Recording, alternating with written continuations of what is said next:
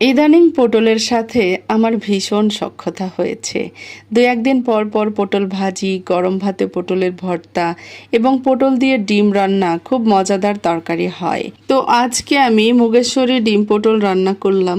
এই তরকারিটা যে এত সুস্বাদু হয় আসলে না খেলে বোঝা যাবে না। এজন্য আমি প্রথমে ডিমগুলো খুব সুন্দর করে সেদ্ধ করে নিয়ে পটলগুলো ছেলে নিলাম। তারপর ডালটা খুব সুন্দর করে ভেজে নিয়ে পাশে রেখে দিলাম এবং পেঁয়াজ মরিচ আদা রসুন কেটে নিয়ে আবার খুব সুন্দর করে মিহি করে বেটে নিয়ে গরম তেলের উপর ডিমগুলো ভেজে নিলাম। ডিম ভাজা হয়ে গেলে পটলটাও হালকা করে ভেজে নিতে হবে। পটল ভাজা হয়ে গেলে তখন ওই বাটা মশলা কষিয়ে নিতে হবে এবং কষানো হয়ে গেলে খুব সুন্দর করে ওই মুগ ডালগুলো ধুয়ে নিয়ে কষানো মশলার মধ্যে ছেড়ে দিতে হবে।